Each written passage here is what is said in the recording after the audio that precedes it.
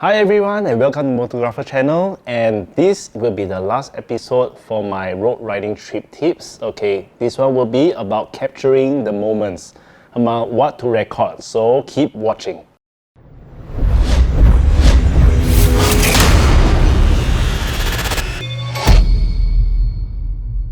Okay, so now basically what I'm going to share is more in depth on what to prepare, okay, on your gears, on your helmets, on your bike. So let's start with the helmet first. So for the helmet, I would recommend you get a custom mount, okay, like this. So let me just share a little with you. So I actually have a custom mount, okay. I did this in Fat Mount. I can put his link, his contact link in my description below for you to check it out. I really like the way he mounted because he makes sure he is accurate in a way how your camera will be placed. So you don't have to worry about it. Everything you see over here, okay, everything you see over here is included in the package other than the camera. Everything is included. So I'll just have to mount my camera in. One thing is that, okay, because he will see according to your helmet. So for my Spartan Carbon GT, you can see that in the center, there's actually some mechanism, there's some air vent, so he actually mounted here. And I've tried it in windy roads, no problem. And basically, just step it in. Okay, there is also those type of strap-ons type, that there's actually a GoPro mount in the center. One thing I don't like about it is that it can shift. And when it's actually shifting and when your helmet mount is a little loose, what happens is that your footage will have a little, you will see it like it's vibrating. It's like there's a warp. It's like a time warp thing because of the wind going through and this, unless you really secure it tightly. So I would recommend you to actually have, either you tighten it or have a secure mount for your helmet point of view. And the next feature to set is that for the GoPro, it has something called the quick capture, which I really love it. So what I do is that when I'm riding and I'm near to a place that I want to actually capture the moment, because you won't want to record the whole north-south highway of you in an empty road, all the way just moving, empty road, greenery, empty road, greenery. So it will only waste your space. It will actually add a lot of footage, unnecessary footage, and I don't think you're gonna just grab and upload and then share with people, because it's gonna be very, very boring and people will just cut off before they see your destination. So it would be best you control what to record. So what I do is I use the quick capture. So you see over here, all I do is just press one time, it will actually sound and it will start recording. So it will start recording whatever that I want to feature, whatever I want to capture. After I'm done, I just press one time again and it will just stop and it will turn off. So you will save your battery and you will save your space. And one thing that's nice about the Hero session is that there's only one button. So there's only one button. You won't mispress a button. It's impossible. There's only one button anyway. So, and also with the red LED, you can actually just have a peek at the mirror to actually see whether it's recording. Because sometimes, you know, when you are riding, sometimes you are really focused on the road, you might miss it. So sometimes I'll do that. But I do miss some footage before, and it's normal because safety first, okay? I'd rather you focus on the road, and I know you missed that moment, but at least you're safe. So yeah, just take note of that. Okay, so I just shared with you just about the camera on my helmet. You can also do this on other action cameras that you put on your bike. You do the same thing. You just make sure that the way the quick capture works, you know, you can easily just access. Like for my 360, I use the remote to actually record and stop recording. And for Osmo Action, is actually just press the record one, and also it will just start recording as per normal. And after that, when I press again, it shut off. So only for this. For the Insta360 is not so straightforward, but if you are getting a newer one, the Insta360 One RS is also like quick capture. Just press one time, it will start recording. You press another time, it will just stop recording and it will turn off. So that is actually a really good upgrade. Unfortunately, my 1R does not have it, so I do not have it, so too bad for me. So I just have to use the Bluetooth remote. Okay, so now let's get to what to capture. Okay, what to capture, like what I said earlier, okay, what to capture is highlights. This means like you're going, let's say I'm going to Genting. Okay, I will actually capture a few things. Number one, I am going into Genting. There's a Genting signage, big one. I'm passing through. I will record that part.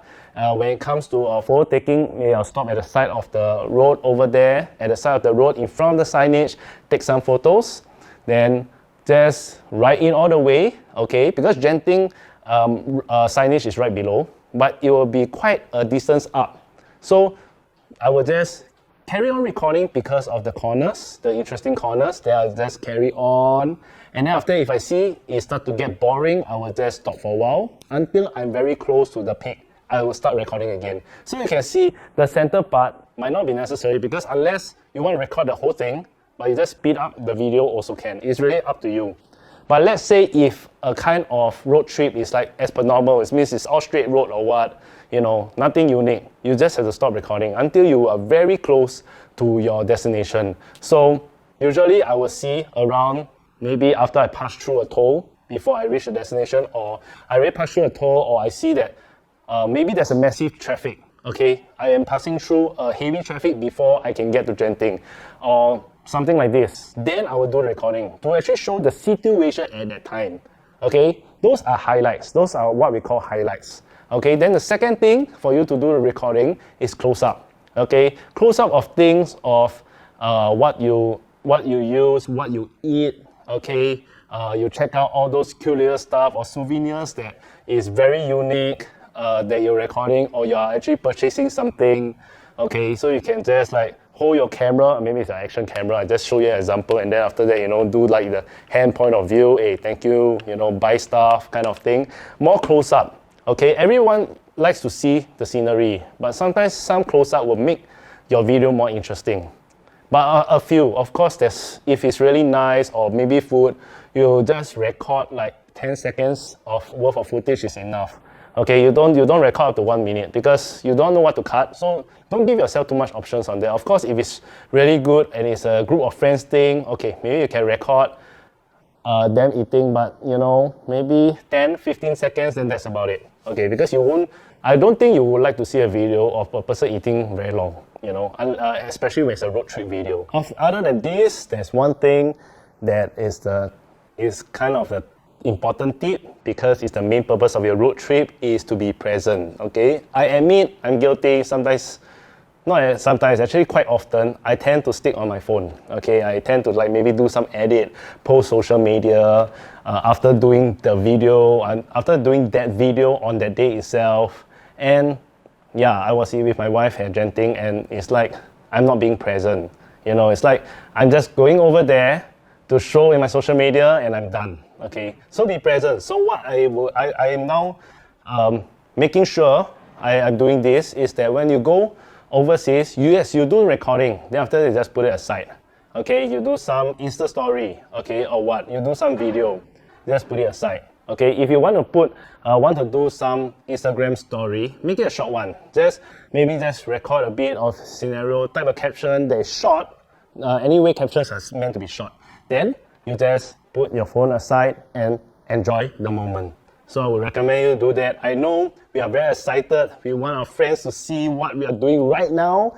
And yeah, but I suggest, yeah, be present in the moment, or else you might miss it, okay? Whether you go with a group of friends and you go with your loved ones, if you keep on doing this, one day, yeah, you always have to ride solo, because there's no difference whether they're there or not.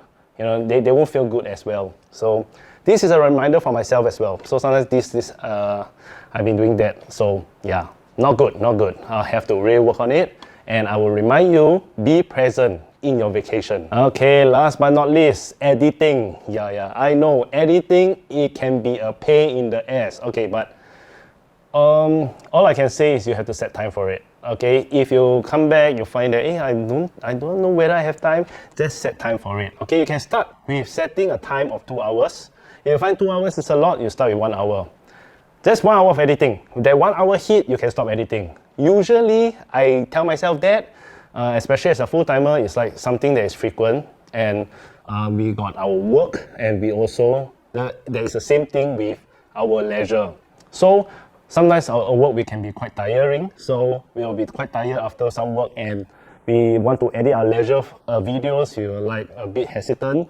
So what I do is that I just say I set 1 hour, okay, just 1 hour of my time, and then I will just edit. After that 1 hour, then I'll just call it a day. I will carry on the editing maybe the next day in the evening and just carry on. Especially when you're actually doing a road trip video, it's not meant to be like so lengthy anyway. It's more of trimming down to summarize your road trip. So 1 hour is enough, because if you don't set a time, it will never be edited.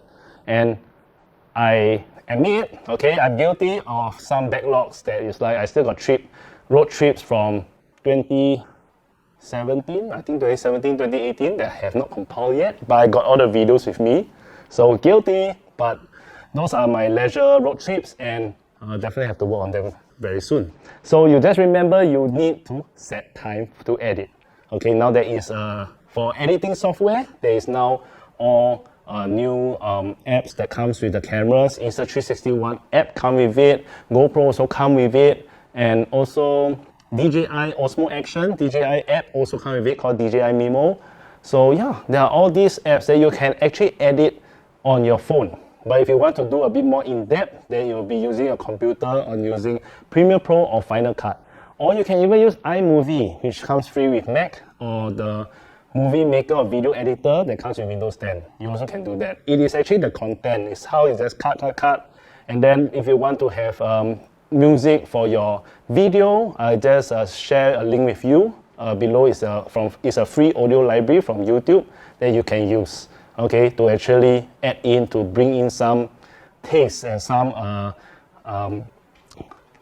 taste and some music and some character into your road trip video.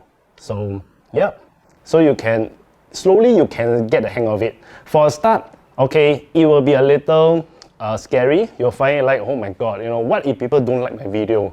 Hey, you never do, you never try, you never know. Okay, so I hope that this video can encourage you to go out there and try it. Okay, you just try one time, you see whether you like it or not. If you don't like it, then so be it, you know. Okay, so this is the last episode, and I hope that this video helps you, and I hope that the tips can help you for your road trip videos. And if you got any videos that you want to put up in your Instagram Reels, okay, feel free to tag me at Motographer in my Instagram handle, and I will be able to check out your Reels, and I really hope to see them. So if there's anything you want to ask, feel free to comment below, and I see you in my next video.